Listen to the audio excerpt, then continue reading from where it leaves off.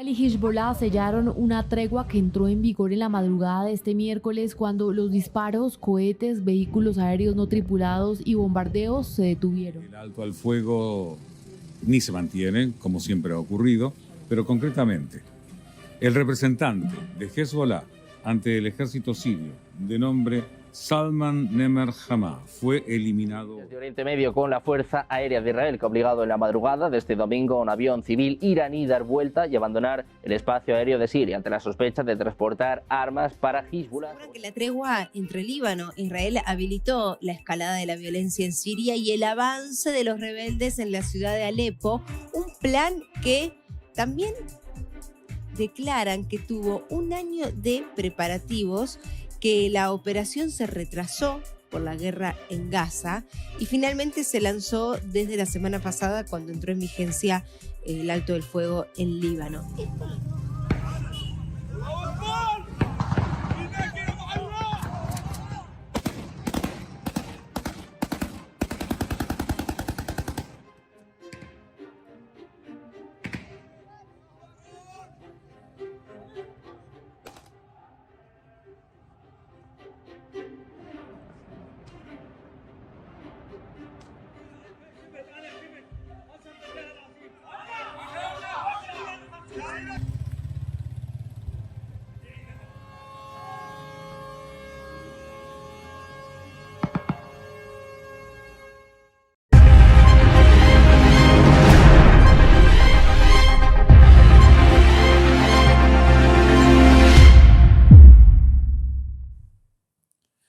Amigos, para los rusos no hay algo peor. Miren, déjenme decírselos así porque de verdad es que viniendo de un ruso, solamente hay algo peor para los rusos que un amigo cobarde. Eso no lo toleran. Peor que la OTAN, peor que un enemigo como la OTAN, es un enemigo cobarde como el ejército de Bashar al-Assad. ¿Saben quién lo dice esto? Lo dicen hoy los medios rusos. Así inicia esta nota.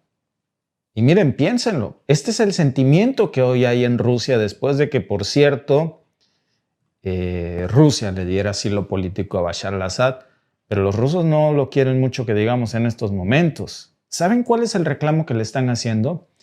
Que un enemigo al menos es despreciable y predecible para los rusos. Saben todo lo que pueden esperar de ellos. Saben dónde está, saben qué quiere, saben qué armas tiene y casi siempre pueden los rusos anticipar sus movimientos, casi siempre. Pero un amigo cobarde, ese te deja colgado cuando más lo necesitas.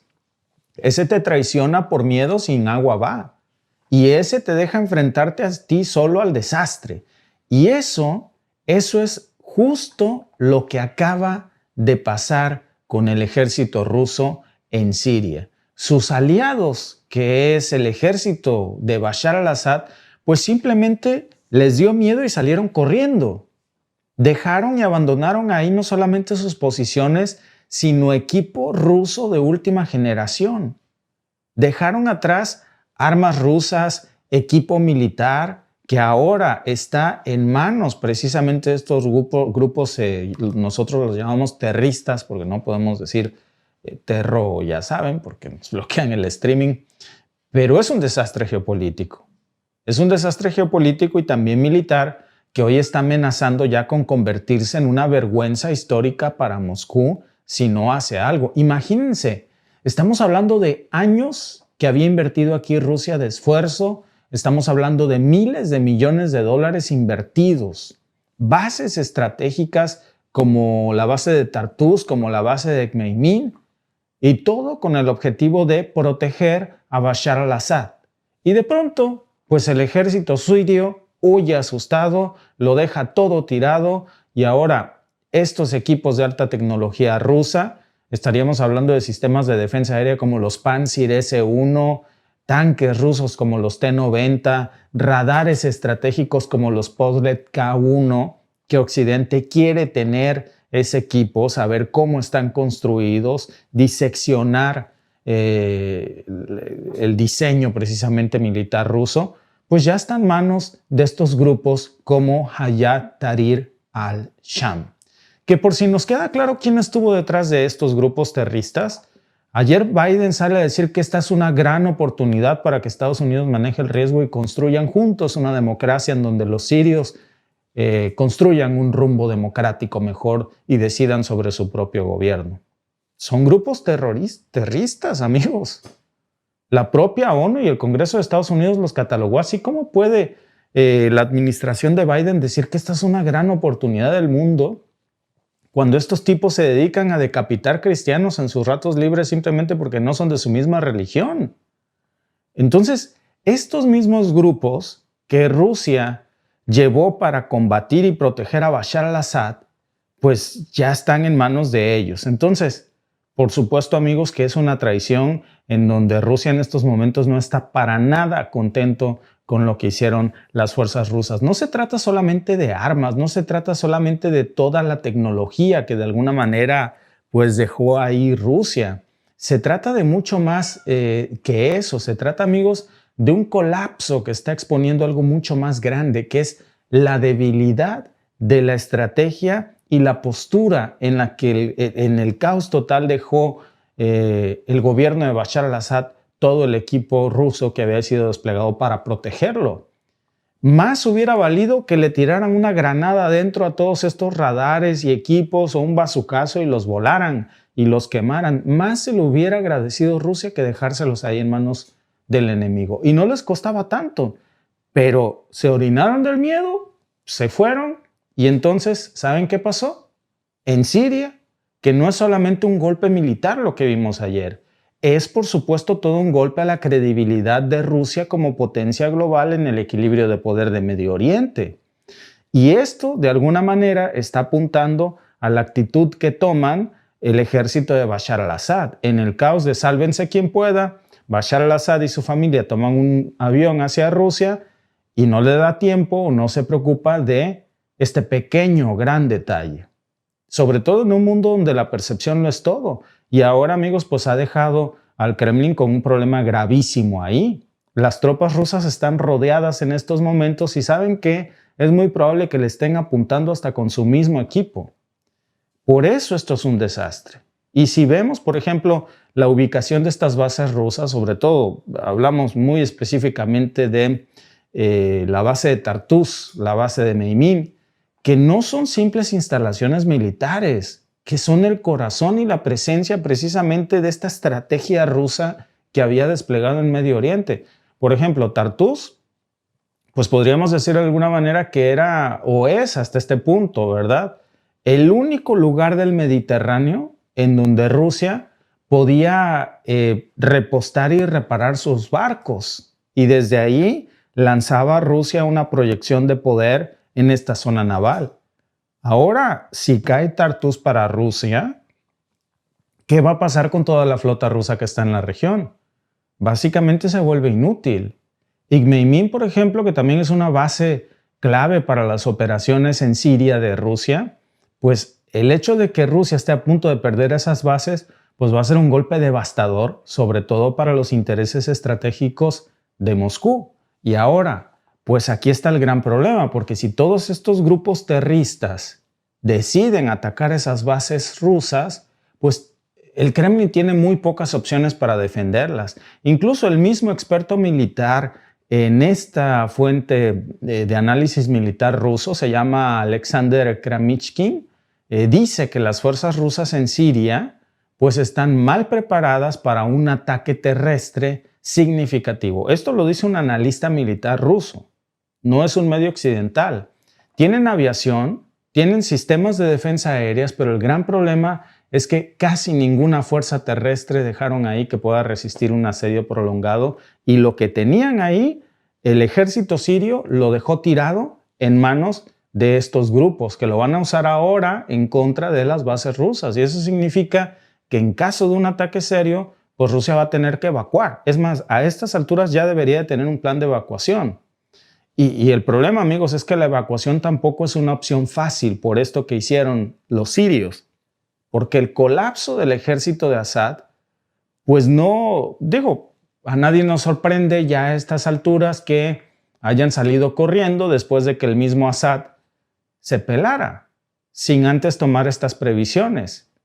Pero hay un vacío de poder que se genera aquí, en donde ya vemos cómo el ejército sirio dependía tanto de Rusia, no solamente para las armas, dependía muchísimo también para el entrenamiento y para el apoyo logístico y para las instrucciones de qué pasaría en caso de que esto que sucedió ayer pasara. ¿Y saben qué? Pasó. Y no había un protocolo establecido. Muy a pesar de toda esta ayuda, si van a darle sistemas de radares, sistemas de defensa, tecnología secreta rusa de última generación, tuvieron que tener un plan de qué pasaría si el gobierno de Bashar al-Assad colapsaba, para que el gobierno sirio supiera qué hacer con esto antes de entregárselo a los enemigos, precisamente, no solamente de Rusia, del mundo, porque la propia ONU ha dicho que estos son grupos terroristas. Y ahora vemos cómo con las retiradas de las fuerzas sirias, pues Rusia se queda ahí en una posición extremadamente precaria, muy, muy peligrosa. Y yo creo que lo más preocupante aquí es todo el equipo que dejaron atrás.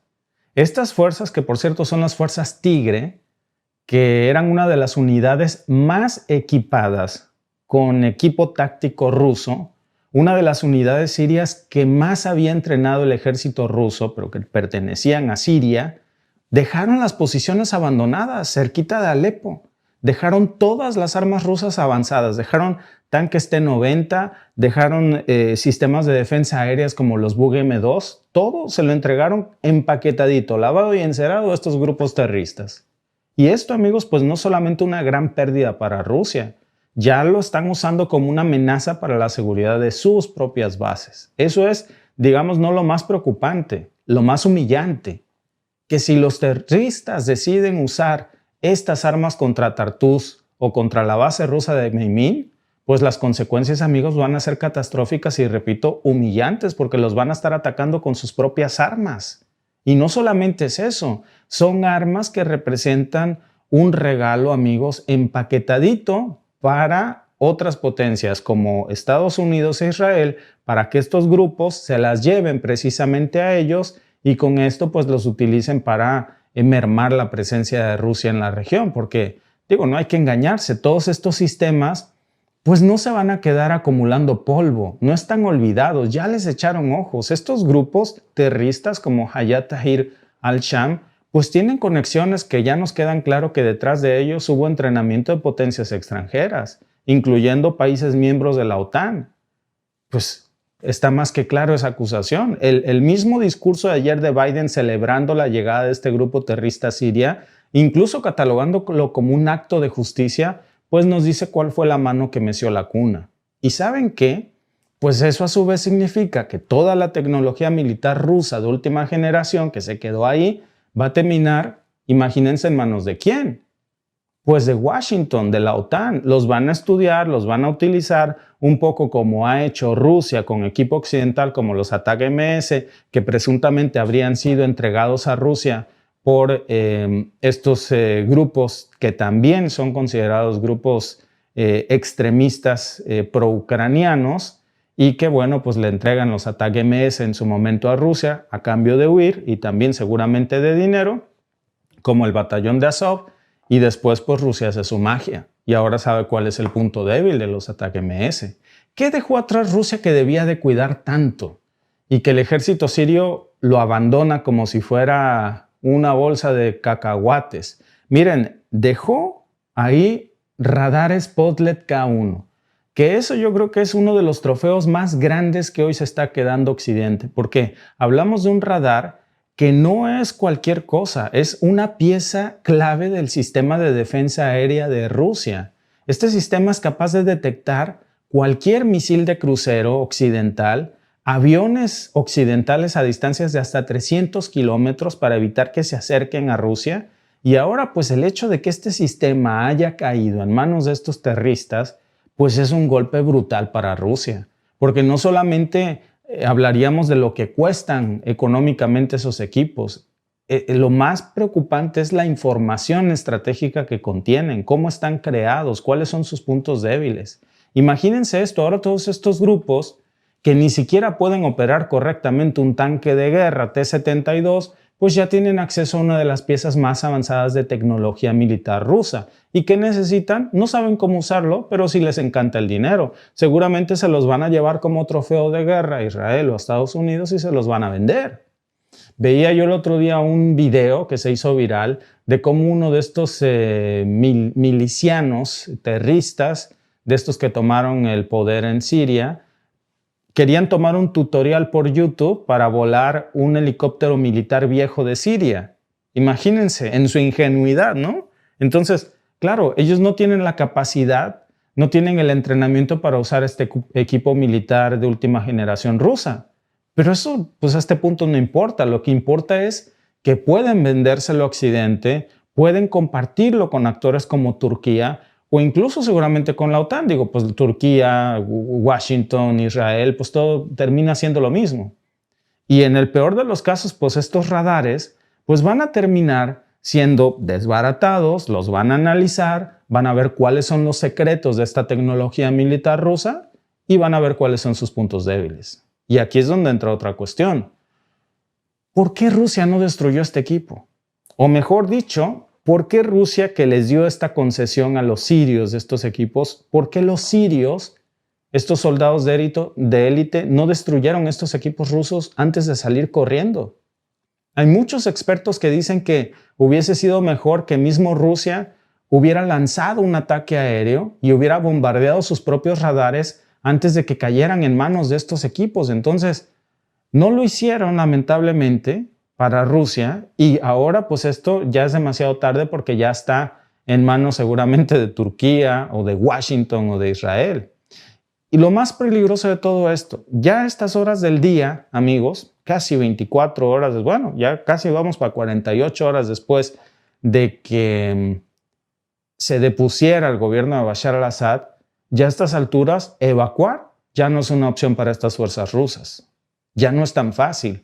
Porque ahora si Rusia decide abandonar Siria, pues la respuesta es que les va a costar muchísimo trabajo, porque los barcos rusos en Tartus no tienen la capacidad para llevarse todo el personal ruso, no tienen la capacidad para llevarse todo el equipo que tienen instalado en las bases. Es como hacer una mudanza de toda tu casa en tu vehículo.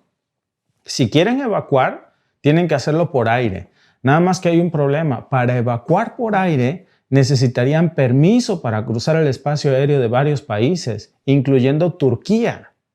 Y eso no lo vemos venir.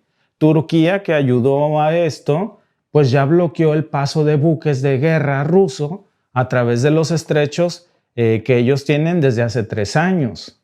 Y no parece que vaya a cambiar de posición Turquía solo por esto. Es un jaque. Y me atrevería a decir que Occidente está asegurándose de convertir a este jaque de las bases rusas en Siria en jaque mate para esas bases rusas. Miren, suponiendo incluso que lograran evacuar al personal ruso, el equipo ruso que está ahí, esa es otra historia. Vamos a suponer que logran por aire de alguna manera conseguir el cruce del espacio aéreo, por mar, que se ve muy difícil también. Una cosa sería evacuar al personal. Pero ya llevarse todos los sistemas de armamento sofisticado que tienen ahí, eso, amigos, que son demasiado grandes, que son súper pesados, que no los pueden transportar rápidamente, pues eso no lo van a poder sacar. Y lo más inteligente que podría hacer Rusia en estos momentos es bombardear sus propios equipos, prenderle fuego a todo antes de que sea demasiado tarde. Porque si vemos esto, amigos, ya de entrada, miren, lo que les estoy contando es tan grave como suena. Es un desastre total, un revés terrible para las bases rusas y la zona de influencia en Siria. Ya con esto, amigos, es muy difícil que se piense que Rusia puede sostener las bases ahí si el mismo gobierno de Bashar al-Assad y sus soldados entregaron el mejor arsenal que Rusia les había dado a sus enemigos. Y con ese arsenal están apuntando seguramente en estos momentos a las bases rusas que quedaron ahí.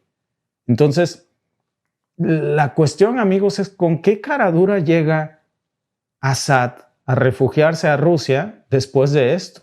Hay un sentimiento de que en Rusia no lo quieren en estos momentos. Repito, ¿cómo inicia esta nota diciendo hay algo peor que un enemigo? Un amigo cobarde. Así es como lo están catalogando. Porque esta situación pues ya les está levantando la ceja más de uno, porque los ha dejado en tremendo problema ahí. Y esa es la conclusión. Un amigo cobarde te puede destruir más que un enemigo. Y lo que estamos viendo en Siria, amigos, es un claro ejemplo de lo que pasa cuando una estrategia militar no está respaldada por aliados confiables ni por un plan sólido. Y Rusia entró a Siria con grandes ambiciones, pero ahora se enfrenta a una realidad en donde Bashar al-Assad resultó ser más una carga que un aliado. Y al final del día, pues vean cómo salió, por la puerta de atrás, corriendo, muerto de miedo y abandonando todo. Entonces la pregunta es, ¿qué sigue para Rusia en Siria en estos momentos? ¿Van a intentar de alguna manera rescatar sus bases y sostenerlas? ¿Se van a retirar?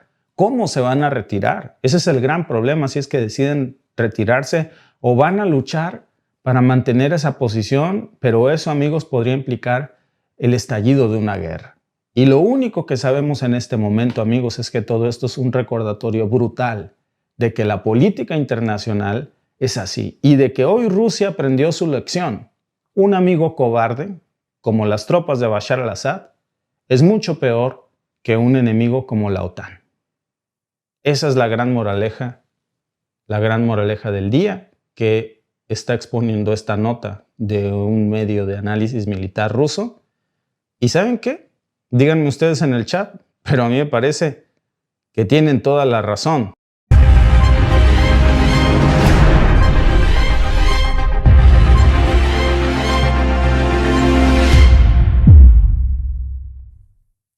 Buenos días, amigos, desde Toronto. Fíjense que vaya clima el que nos toca hoy por aquí.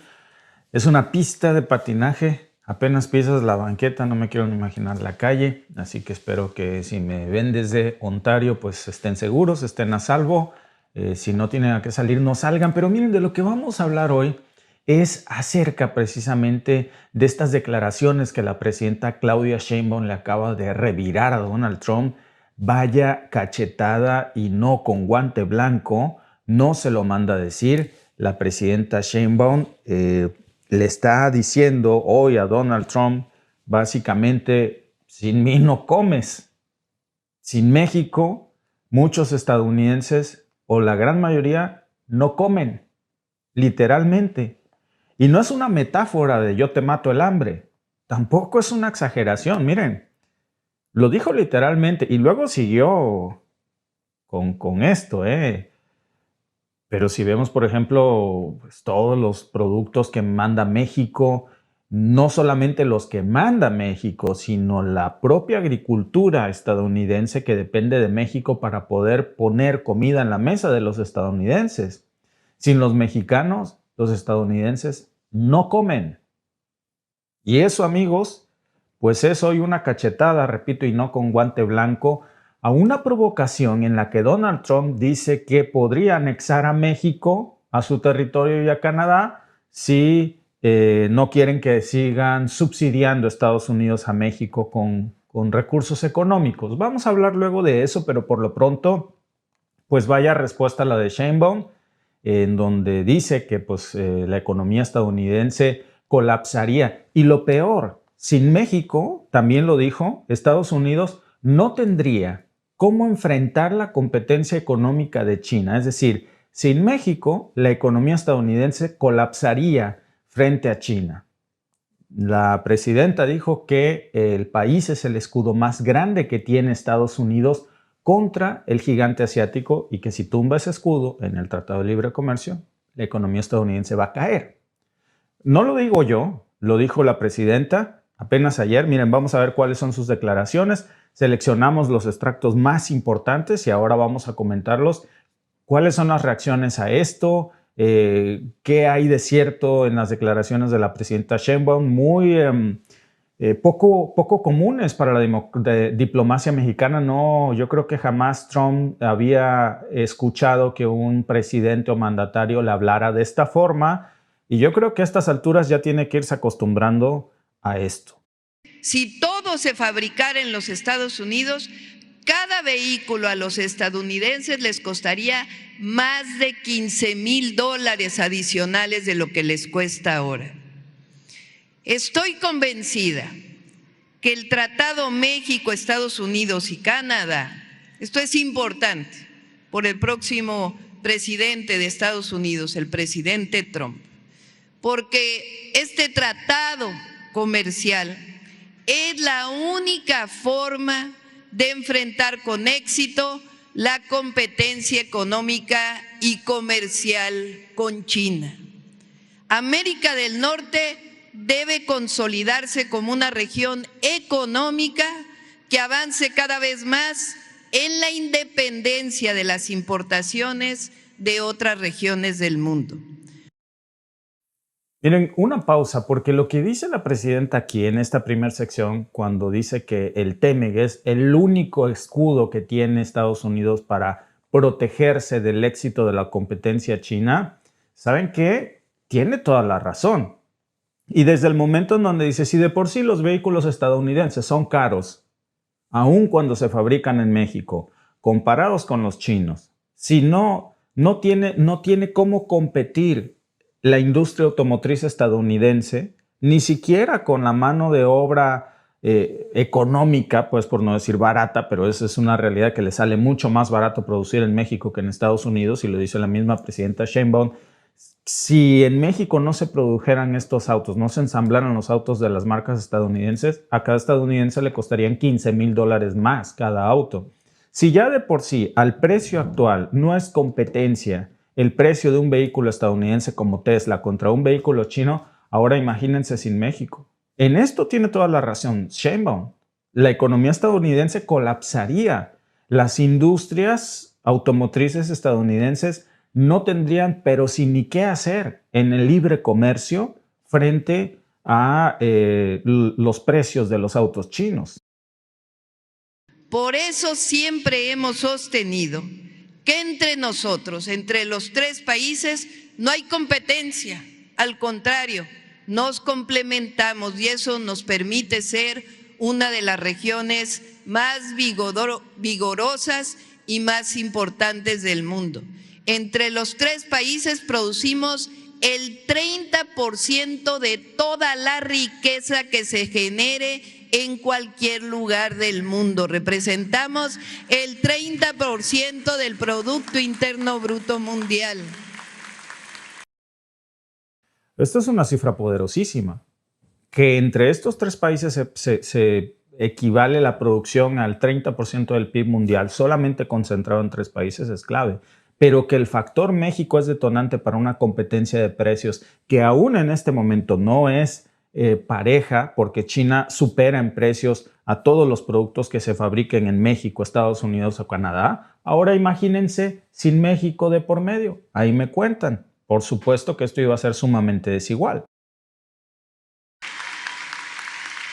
No solo eso, la propuesta es que en adelante busquemos, con respeto a nuestras soberanías, independencia, cultura y democracias, la integración económica de todo el continente americano para convertirnos todavía más en la región más vigorosa de todo el planeta. Por otro lado, en Estados Unidos viven cerca de 37 millones de mexicanos y mexicanas, de primera o de segunda generación, que contribuyen a la economía de ambas naciones. El trabajo de nuestros hermanos y hermanas en Estados Unidos es excepcional, genera enorme riqueza, de la cual, de todo lo que generan los mexicanos y mexicanas allá, 80% se queda en los Estados Unidos y 20% vienen las remesas para apoyar a las familias mexicanas. A ver, este dato que dice Sheinbaum también es como otra cachetada para Trump. ¿Por qué ese discurso que no es más que un discurso para exaltar el odio de que los mexicanos que se van a Estados Unidos todo el dinero lo mandan a México? ¿Y con qué viven? ¿Y con qué viven? Si vivir en estos países es carísimo, nada más el housing, la renta o tu hipoteca, lo que sea que tengas, te va a absorber una gran cantidad de tus recursos. Y comer y vestir y calzar, sobre todo en el invierno, vestir en el invierno, no puede ser que todo lo mandes a México. El 80% de lo que generan 37 millones de mexicanos, que es incluso un poco más la cifra, pues que se considera una cifra aún superior a toda la población canadiense. Hay más mexicanos viviendo en Estados Unidos que canadienses en todo el territorio de Canadá. Entonces, para que dimensionemos esto y cómo, pues esto también es una manera de decir, ¿de veras quieres que se vayan 37 millones de mexicanos, que son, por cierto, los que más trabajan y los que más generan en el sistema productivo estadounidense? ¿Tú sabes lo que eso va a generar?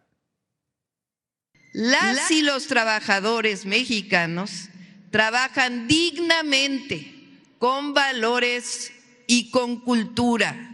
Son las mejores y los mejores trabajadores del campo. Nadie se le asemeja a los trabajadores mexicanos. Sin ellos, sin nuestros hermanos, nuestros paisanos, no llegaría alimento a la mesa de los norteamericanos. Sin mí no tragas, dicen en mi rancho, ¿no? Vaya manera de decirlo sin tapujos. Pero es real. ¿Por qué creemos que existe en Canadá también este programa de jornaleros agrícolas en Canadá? No es un favor que le quiera hacer este tratado al sector que se dedica a la agricultura en México. Es que, amigos, y esto se los digo con todo conocimiento de causa, porque en la región en donde nosotros vivimos es una zona, aquí cerca hay muchísimas granjas, es una zona de bosque, es una zona de granjas. ¿Saben a cuánto le están pagando el salario mínimo a los mexicanos que vienen por el programa de jornaleros agrícolas en Canadá? Entre 13 y 14 dólares la hora. ¿Saben cuál es el salario mínimo permitido para un canadiense aquí? 17.5. 17 dólares con 50 centavos la hora. Y el trabajo del campo es mucho más pesado que cualquier trabajo en una cafetería Tim Hortons o algo así. Entonces, los están explotando, pagándoles mucho menos que el salario mínimo, y encima les descuentan su pensión canadiense, que es el CPP, el Canada Pension Plan, cuando saben perfectamente que los trabajadores agrícolas no tienen derecho al CPP, al Pension Plan. Entonces, les rasuran una tajada, les cobran impuestos de esos 13 o 14 dólares, le dan mucho menos que eso en beneficios que nunca van a recibir y son explotados. Y gracias a eso es que el campo y los frutos que se venden en nuestras mesas aquí en Canadá es, digamos, en un precio sostenible, y también gracias a eso es que las granjas canadienses generan tanto dinero. No es lo mismo tener una granja o un rancho ganadero o agrícola aquí en Canadá que en México. Aquí son millonarios los que tienen granjas. Yo conozco un par de granjeros y son sumamente ricos. Claro, pues este nivel de explotación que se está perpetuando en contra de la mano de obra barata de México. Entonces, cuando Doug Ford dice que es insultante que lo comparen con México, no se queja cuando se traga y se ve que come bastantito el señor las frutas y verduras que vienen a cultivar nuestros hermanos mexicanos. Y cuando dice que México debería de nivelar el salario mínimo en México para que todos hablemos en el mismo nivel, pues que comience pagándoles lo mismo la hora al trabajador mexicano que viene aquí a fregarse, a meterle con todo a los campos por un precio que ni siquiera es legal para el resto de los canadienses. Pero claro, miren, ahí, calladito. De igual manera, las y los mexicanos son los mejores trabajadores de la construcción y echan adelante la economía de Estados Unidos y la economía de México. Son grandes trabajadores y trabajadoras en las fábricas. Es más, hay mexicanos y mexicanas que están del otro lado, que son científicos, profesionistas, que también desarrollan una buena parte de las patentes y del desarrollo tecnológico de Estados Unidos. Bueno, miren, pues más allá de esta barrida que le acomoda otra vez Sheinbaum a Trump, en donde le dice, sin mí no comes, sin mí tu industria automotriz simplemente no competiría, cada carro te saldría $15,000 más caro, y tu economía colapsaría si no fuera por nosotros, porque somos el escudo más fuerte que tienes frente a China. Pues vamos a ver cuáles son los datos duros de esto, que nuevamente le pidió a Trump un topper porque le dio hasta para llevar. Pero miren, duele seguramente acá porque tiene toda la razón. Se está manejando cada vez más esta idea de sacar a México del TEMEC. Y lo que ahora está diciendo Sheinbaum es, a ver, esto es retórica. Si tú nos quieres sacar, pues sácanos. Claro que vamos a perder, pero tú, ahí me cuentas. Porque este no es solamente un acuerdo comercial bonito. Este, amigos, es un pilar que sostiene la economía de América del Norte. Entre los 3 países, como dijo Sheinbaum, generan el 30% del Producto Interno Bruto Mundial. Ahora, les mostraba yo el otro día una nota de The Economics que decía que se está considerando sacar a México de América del Norte, pero ¿qué idiotez es esa? ¿Cómo le vas a hacer? ¿Vas a recortarlo con tijeras en el mapa y lo vas a jalar a Sudamérica?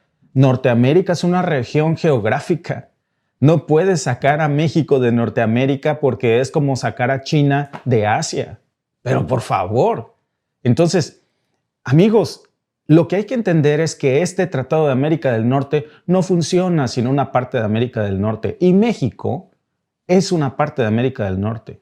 Norteamérica no es un país, es una demarcación geográfica. Si lo vemos en el mapa, podemos decir, esto es norte, esto es centro y esto es sur. Se llama geografía.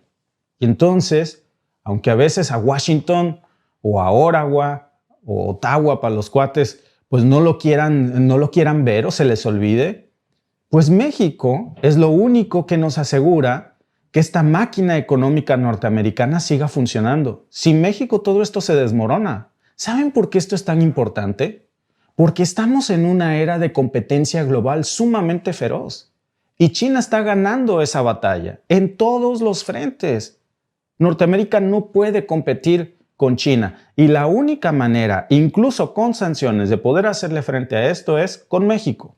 Manufactura, exportaciones, tecnología, incluso en la influencia geopolítica, China va ganando la batalla. Esa es una realidad. En estos momentos, claro, la concentración de poder en Estados Unidos es mucho mayor, pero si lo viéramos en una gráfica, es China quien va ascendiendo, quien va ganando terreno cada vez más. Y si América del Norte, en donde también está incluido México, pues quiere sobrevivir de alguna manera como una potencia conjunta económica global, pues necesita estar integrada en todo Norteamérica. Y México es parte de Norteamérica, le guste o no a quien tenga que hablar de esto como el de Economics. Entonces, sin México, tal y como dice Sheinbaum, no comerían. Y miren, no es demagogia, no es un insulto, ¿no? Es el clásico, pues sin mí no tragas o yo te mato al hambre. No, amigos, esto no es un sentido metafórico. Estados Unidos depende de México para su seguridad alimentaria mucho más de lo que Donald Trump quiere aceptar. Hay muchos datos que lo prueban. No es una palabra ahí nomás que se haya sacado Sheinbaum un domingo. Datos del propio Departamento de Agricultura de los Estados Unidos, de la USDA, que dice que México es el principal proveedor de frutas y vegetales frescos para el mercado estadounidense. Si no se los compra México, ¿a quién se los va a comprar? ¿A Canadá? Aquí, pues no iniciaba este podcast diciendo que ahorita fuera es una pista de patinaje. ¿Ustedes creen que crece un tomate en estas fechas del año? Por supuesto que no. El invierno está todo lo que da. Entonces, para que lo dimensionemos más, amigos, del 70%, hablando de tomates, del 70% de los tomates que se consumen en Estados Unidos, 7 de cada 10 tomates, pues, vienen de México. Y de los aguacates, 9 de cada 10 aguacates que consumen los estadounidenses son mexicanos. 9 de cada 10. Y miren que les encanta el aguacate. La cerveza mexicana, el pisto que también les gusta y a quién no. 8 de cada 10 cervezas, 75% para ser precisos, justos. Vamos a redondearlo. 8 de cada 10 cervezas que se consumen en Estados Unidos vienen de México. Pero yo creo que el golpe más duro, amigos, está en el maíz. México produce el 25% del maíz que se consume en Estados Unidos. Y amigos, aunque es una cantidad menor que lo anterior que mencionaba como el aguacate, el tomate o la cerveza, pues alimenta al ganado estadounidense, alimenta a las aves de corral. Y sin México, pues toda la producción de carne, de pollo, de productos lácteos en Estados Unidos pues se desplomaría, porque los precios en el supermercado, ¿qué pasaría? pues subirían a todo lo que da. Y entonces no es solamente un tema de comida, no es nada más un sentido figurado de decir, pues sin mí no tragas. No, es que es un tema de estabilidad económica. Porque si México cierra la llave o nos expulsan del Tratado de Libre Comercio como ahora Trump y a ratos Doug Ford dice que debería de hacer esto, pues entonces las industrias alimentarias de Estados Unidos y también de Canadá se iban a quedar en jaque. ¿Cómo puedes pensar esto? ¿De veras quieres sacar el Tratado de Libre Comercio aquí en Canadá, Doug Ford, en Ontario, en tu provincia que gobiernas? ¿Sabes quién cultiva en nuestros campos? Nuestros hermanos mexicanos. ¿Sabes por qué comes tan barato y se ve que comes bien? Por nuestros hermanos mexicanos. ¿Sabes por qué el kilo de tomate está a ese precio y es costeable? Aún cuando está caro aquí en Canadá, por pagarle a mucho menos que el salario mínimo a los jornaleros agrícolas que vienen de México. Sin eso, olvídense. Todos los consumidores canadienses y estadounidenses, si ya de por sí nos quejamos de que la comida es carísima en Canadá, de que la inflación es terrible, ahora imagínense sacando el Tratado de Libre Comercio, quitando los aranceles exentos a frutas y verduras que vienen de México, que son 7 de cada 10 en caso de los tomates, 9 de cada 10 en caso de los aguacates, y encima que no hayan mexicanos cosechando nuestros campos a un precio de explotación mucho menos que el salario mínimo. Imagínense eso. Ahí me cuentas. Entonces, cuando Sheinbaum dice, sin México no comen, es porque sin México no comemos. Entonces, esto, amigos, es una realidad que irrita mucho a Trump y también a algunos ultraconservadores aquí en Canadá, porque es duro aceptar que México es el corazón de la industria y de la manufactura de Norteamérica. Y miren, hablando de manufactura, donde también el papel de México pues, es todavía más importante, no nada más porque Sheinbaum lo diga. Según datos de la propia Oficina del Censo de los Estados Unidos, que apenas el año pasado, incluso por aquí tengo el dato, déjenme buscarlo, en el 2023, el principal socio comercial de Estados Unidos, superando a China, fue México. Y esto no es coincidencia, amigos. Esto es el resultado precisamente de ese Tratado de Libre Comercio que hoy Doug Ford y Trump dicen, ¿y si sacamos a México? Bueno, pues sácalo. Sácalo a ver quién pierde más a largo plazo, porque México es el proveedor número 1 de autopartes para los Estados Unidos. Más del 36% del mercado de las autopartes vienen nada más de aquí, de un ladito, de México. Entonces, esto significa que cada coche que es ensamblado en Michigan, en Ohio, en Texas, no nos confundamos, no porque no esté ensamblado en México no quiere decir que esos coches no dependen de México.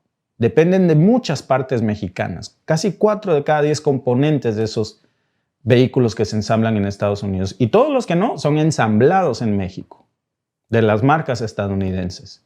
Entonces en México, todas estas fábricas automotrices de Estados Unidos se paran, colapsan. ¿Cómo van a competir con China?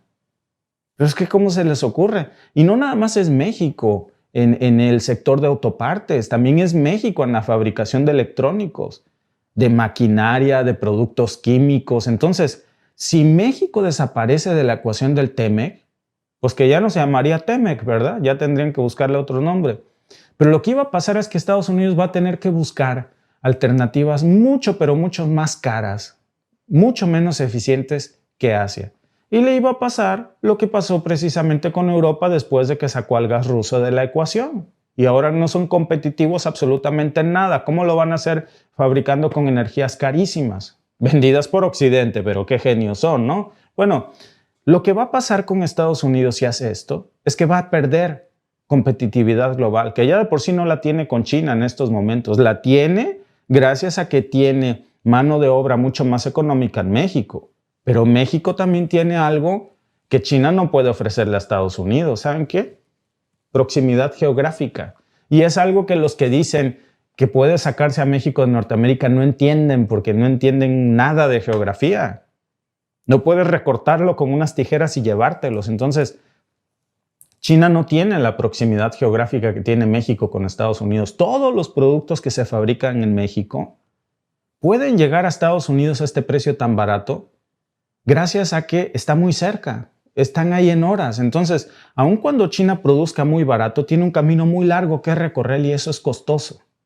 Y mientras todos los productos chinos también tardan semanas en llegar a Estados Unidos, que se supone que hasta donde entendemos de lo que se trata con la agenda Trump, pues es ser competitivos o sacar a China de la jugada, pues va a ser todo lo contrario si saca a México. Al contrario, créanme que China se está frotando las manos para que esto pase. Porque tiene razón Sheinbaum cuando dice que el escudo más eficiente contra China es México. Y aquí está el bingo, porque Estados Unidos lleva años intentando luchar por mantener su hegemonía económica precisamente frente a China. Y la verdad, amigos, es que no lo está logrando. Y la única razón por la que se está manteniendo a flote es por México. Porque sin México esa batalla ya estaría más que perdida. Imagínense, China domina sectores muy importantes en precios como toda la tecnología, toda la manufactura, las exportaciones globales. Pero la clave está en que mientras que importar desde China implica que sea más tardado, que sean tiempos más elevados por el transporte marítimo, pues México le ofrece a Estados Unidos esa alternativa de que aquí está, cruzando la raya. Y eso es muy importante en un contexto donde hoy Washington pues está intentando pues relocalizar sus cadenas de suministro para depender cada vez menos de Asia. ¿Y quién mejor que el que tienes a un lado, que te da las cosas más baratas, que es México? Ese es el verdadero coraje de Doug Ford y de algunos políticos ultraconservadores en Canadá. Son celos de México, porque no pueden competir contra México. Lo que se produce en Canadá es mucho más caro que lo que se produce en México. Claro, derivado que el salario mínimo es mucho más alto aquí que en México. Pero eso a México lo está volviendo competitivo. Y entonces, y no lo digo yo, datos del Banco Mundial, el comercio entre México y Estados Unidos, según el propio Banco Mundial, creció un 17% en los últimos 3 años. Y el comercio entre Estados Unidos y China, para que tengamos una idea, cayó. Cayó justo en el momento en el que crecía México. Eso no es casualidad. ¿Qué quiere decir? Que mientras México crece, China cae en la relación comercial con Estados Unidos. Si lo viéramos de alguna manera, pues en una gráfica, veríamos cómo hacer crecer a México es quitarle poder a China en el mercado estadounidense. ¿Irían? Así. Los números del Banco Mundial son claros. Y eso es gracias al TEMEC, gracias a que México está ahí adentro. De lo contrario, pues eso no pasaría. Y China en estos momentos estaría por las nubes. Por eso es que hay independencia precisamente de importaciones. Por eso hay que, podemos estar hablando ahora de la energía renovable, de la que Sheinbaum, por cierto, está impulsando tanto, que dice que México tiene que avanzar hacia esa independencia de las importaciones junto con otros países. Y miren, ya nada más la cereza en el pastel, que no la dijo Sheinbaum, pero que es un claro ejemplo. El litio, que es el oro blanco, que se utiliza precisamente para fabricar baterías eléctricas. Pero ¿qué necesidad tienes de quererte sacar el litio del Donbass? Ahí me cuentas si Putin los deja. Cuando tienes litio cruzando la raya ahí en México. Y entonces eso vuelve a México algo, amigos, sumamente invaluable, porque México tiene todo para que Estados Unidos haga esta transición a las energías renovables ahí a un ladito, con uno de sus socios comerciales, libre de aranceles. Y no nada más es litio, México también es un proveedor muy importante de petróleo, de gas natural, repito, hasta de aguacates, de tomates. En el 2022, por ejemplo, México exportó más de 800,000 barriles de petróleo al día a Estados Unidos. Entonces, quítenle a Estados Unidos 800,000 barriles de petróleo o pónganles un arancel. ¿Ustedes saben lo que va a impactar eso a la economía estadounidense? Eso sería un golpe brutal. Y luego, pues la capacidad de México también para producir todas estas energías renovables, a donde precisamente la energía solar, la energía eólica, que es hacia donde Sheinbaum está ahora apuntando, que es precisamente parte de la agenda estadounidense, que ha intentado pues transitar a largo plazo, hacer el cambio de las energías renovables, porque el petróleo no es infinito. Entonces, ¿quién necesita realmente más a quién? Y aquí va una verdad bastante incómoda para Trump otra vez. Estados Unidos y Canadá necesitan más a México de lo que México los necesita a ellos. Yo sé que suena soberbio, pero es real, amigos, porque al final, miren, no podemos permitir ser tratados como socios de segunda. Los números cuentan otra historia, ya se los acabo de mostrar, y sin México todas estas cadenas de suministro de América del Norte van a colapsar. Todas las industrias claves se van a paralizar. ¿Y saben? El costo de vida aquí en Estados Unidos y en Canadá se va a ir a las nubes. Ese va a ser un efecto inmediato, ni siquiera a largo plazo. Entonces, eso significaría perder a México como socio comercial. Esa es la verdadera amenaza. Ese es el petate del muerto que está sacando cada semana Doug Ford y Donald Trump últimamente. Entonces, ¿de quién es y para quién es ese petate del muerto? Cuando vemos los datos, parece que debería de asustar más a Canadá y a Estados Unidos que a México, porque es irreemplazable.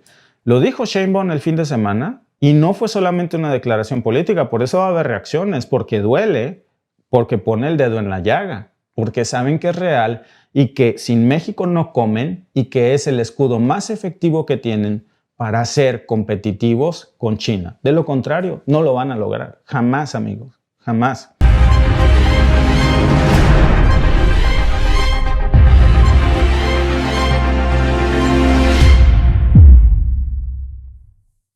Amigos, pues mientras Trump está jugando a ver quién grita más fuerte, quién asusta más con el tema de las sanciones, dice que va a anexar a México a su territorio y también a Canadá. Bueno, pues China no está jugando. China es el verdadero enemigo, no México. Y acaba, por cierto, de contraatacar. Beijing acaba de mover una pieza, amigos, que no veíamos que sucediera esto desde hace 14 años. Miren, déjenme mostrarles la nota que nos trae muchos medios, digo, esto es algo confirmado, pero Financial Times está hablando también de esto, Bloomberg también, y en pocas palabras, pues China ha hecho lo que no se había visto en más de una década, que es cambiar su política económica y están listos para gastar. Pero este no es solamente un ajuste de números, es justo en el timing geopolítico de las amenazas de Trump, amigos. Es una declaración de guerra económica, es el comienzo formal. Y si creíamos que esto era solamente sobre un tema de aranceles y TikTok, pues ya se ve cómo se está subestimando bastante el juego. Trump se sigue distrayendo en esta discusión con México y Canadá, pero China está moviendo sus piezas muy inteligentemente. ¿Por qué ahora? ¿Qué tiene que ver Trump? ¿Qué tiene que ver la economía global? Incluso nuestra propia bolsa, nuestros bolsillos, con este movimiento. Porque miren, vamos a desmenuzar cómo ha comenzado ya, mucho antes de lo que esperábamos, los primeros movimientos de esta guerra comercial. Viene una nueva era, amigos, en donde vamos a hablar mucho de guerra, pero no bélica, de guerra económica. Y esto, pues, no es casual. Hay que irnos acostumbrando a ver esto, porque ya vemos cómo este movimiento de Xi Jinping es algo inesperado. Primero, y para poner en contexto de lo que estamos hablando, pues este lunes comenzamos la semana con esta novedad de que los líderes chinos, obviamente liderados por Xi Jinping, pues salen a anunciar que van a relajar más su política monetaria y pasan de una postura pues que se considera pues prudente, algo que llaman moderadamente laxo. ¿Ok? ¿Qué significa esto? Básicamente, lo que nos están diciendo es que China está dispuesto a soltar más dinero para reactivar su economía y hacer frente a lo que se les viene. Y ojo, esto es muy importante porque miren, la última vez que vimos algo así fue en el 2008, en plena crisis financiera global, y les sirvió bastante bien. Nada más que ahora, pues las cosas son bastante diferentes. Ahora estamos hablando de una economía gigantesca que está enfrentando una deflación. Hablamos de un mercado inmobiliario colapsado. Hay que recordar de lo que hablábamos hace cerca de un año de Evergreen en China. Hablamos de un consumo interno que está en estos momentos en China prácticamente en coma. Y no hay que creer que todo esto pasa nada más por mala suerte o por azares del destino. Hay una respuesta directa de todo esto con las tensiones que estamos viendo con Estados Unidos. Hay una respuesta de esto con lo que estamos viendo con la caída de la demanda global y en general, pues con todos los problemas internos que llevan meses y meses acumulándose allá. Y esto, amigos, no es solamente un tema de salvar a la economía china, es mandar un mensaje muy en específico a Estados Unidos y a Trump. Y entonces hay que preguntarse por qué ahora, por qué China decide hacer este movimiento después de 14 años que no se veía algo así. Y bueno, pues nada más hay que voltear alrededor. Hay que abrir los ojos porque esto también nos perjudica, sobre todo si a ustedes les gusta saber, pues no solo el tema de las inversiones, sino en qué huevos poner en qué canasta poner tus huevos, en dónde invertir. Y vemos cómo esto que se nos viene al planeta entero, porque China está enfrentando ya una deflación, algo que pues para cualquier país es como estar manejando en un camino resbaloso y sin frenos. Por cierto que hace rato, abriendo la puerta de aquí de la casa, es increíble el patinadero que tenemos aquí afuera en estos momentos. No se ve el hielo, por eso le dicen black ice. Todo está congelado. Si pisas, te resbalas. Los niños no tuvieron clases, es snow day porque está demasiado peligroso. Bueno, ¿por qué les digo esto? Porque algo muy parecido está pasando en el mundo en estos momentos. Los precios están cayendo, a lo mejor no se percibe, a lo mejor en estos momentos no estamos viendo el verdadero riesgo. Es como este famoso black ice que tenemos aquí afuera. Dicen así porque no se ve hasta que pisas y te resbalas. Y cuando la gente cree que todo va a ser más barato mañana, pues simplemente lo que pasa es que deja de gastar. Y esto ya lo vimos en Japón en los 90s y fue un desastre, por cierto. Pero no es nada más eso, amigos. El mercado inmobiliario chino, que tradicionalmente pues había sido siempre su carta más fuerte, ahora está por los suelos. Vemos a empresas que ya habíamos hablado como, Evergrande, que pues está quebrada. La confianza de los consumidores está por los suelos. Evergrande, recordemos que es hace un momento dije Evergrande, que es la empresa inmobiliaria más grande que tenía China, es donde se sustentaba gran parte de la cantidad de los pilares de la economía de China. Y pues ese pilar resultó ser los pies de barro de un gigante asiático que se está tambaleando. Y ahora el gobierno pues tiene que encontrar una forma de poder reactivar su economía que está pues en peligro. Y cuando escuchamos estos cambios que no se veían aquí, como por ejemplo estos que ha hecho el gobierno de Xi Jinping, que no se veían en los últimos 14 años, a moderadamente laxo, pero hablando de China, aunque pareciera algo técnico, amigos, pues en realidad significa que el gobierno va a gastar más dinero, que va a permitir más créditos y que básicamente pues lo que está tratando de hacer es que el dinero en China fluya. Y el objetivo principal de esto pues es de alguna manera pues impulsar el consumo interno, que está muy débil, y todo esto tiene mucho que ver con nosotros porque nos termina impactando. Ahora les digo cómo, pero lo que quieren hacer de alguna manera es darle un respiro a las empresas locales, y aquí está la clave. Porque esto no solamente es un movimiento económico. Esto, amigos, es un cambio total. Es como si China estuviera diciendo, ok, entendemos que tenemos problemas, pero no vamos a dejar que esto nos defina. Y ojo, porque esto también es un mensaje muy fuerte para Donald Trump, es un mensaje muy fuerte para el dólar, porque si algo quedó claro en los últimos años, es que las dos economías están jugando en un tablero de ajedrez muy peligroso para el mundo entero. Miren, hablemos de esta guerra que acaba de estallar ya. Y estos son los primeros casos. Pero es una guerra comercial a la que hay que acostumbrarse con la era de Trump. Porque aunque ya no vemos a un Trump pues tuiteando como antes, China nos está robando, o el virus chino, pues la tensión sigue ahí. Están las sanciones, están los aranceles, están las restricciones tecnológicas, todo eso no ha desaparecido. Y este cambio en la política económica de China, pues es de alguna manera una respuesta a todo eso. De alguna manera están diciendo, ¿quieren jugar rudo? Pues nosotros también sabemos cómo jugar rudo. Y está desafiando a Trump. Y luego, pues esto llega precisamente en un momento en donde Estados Unidos está lidiando ya con un caos económico propio, sobre todo pues propiciado por la administración de Biden, gastando irresponsablemente, con un techo de deuda insostenible. Allá están discutiendo sobre la inflación, sobre la deuda, y China por un lado está intentando pues mover sus piezas pues para ganar un poco de ventaja. Y los mercados obviamente están reaccionando. Miren, el índice Hang Seng en Hong Kong subió hoy más de 3%. Y los bonos chinos hoy alcanzaron mínimos que no se habían visto en mucho tiempo. Entonces, esto lo que quiere decir es que los inversionistas creen que este cambio pues puede ya ser el comienzo de algo positivo. Nada más que aquí hay un problema, que no es la primera vez que China está prometiendo hacer este tipo de cambios tan bruscos y luego no cumple esos cambios. Es como el PRI versión asiática, ¿no? Hay entusiasmo, también pues de alguna manera hay mucha cautela en los mercados y aquí está el verdadero reto que hoy tienen, porque este consumo interno en China no está funcionando como debería de ser. Esa es la realidad. Y es que culturalmente la gente en China pues tiende a ahorrar mucho. Es todo lo contrario de nosotros en México, ¿no? Que tendemos a gastar. Bueno, en China tienden a ahorrar en exceso.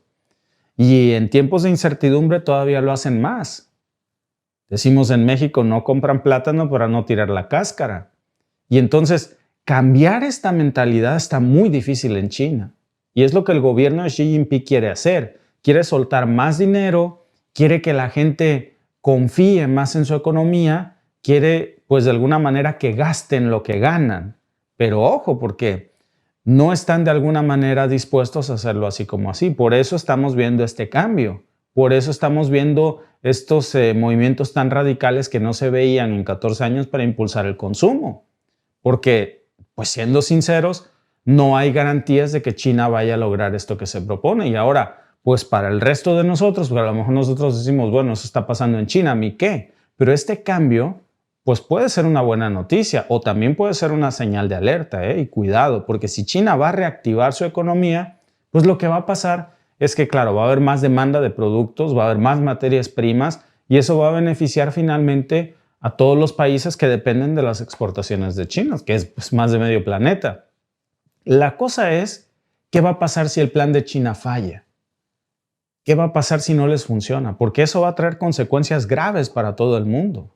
Una economía china débil no solamente va a afectar a Asia, va a afectar a todo el sistema global, incluido a Estados Unidos y a la administración de Trump, aunque no le gusta aceptarlo.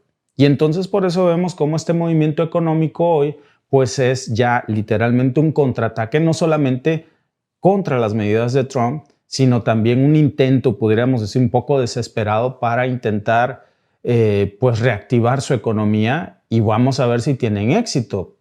Lo que sí está seguro es que más allá de que le funcione o no, es que es un movimiento que nos va a afectar o nos va a beneficiar a todos, directa o indirectamente. Muchas gracias amigos por unirse a nuestro podcast. Si no nos siguen en Víctor y Alba en vivo, los invitamos a seguirnos porque nos vemos en un rato, Alba y yo, en ese canal juntos para compartir con ustedes parte de esta información. Hasta luego.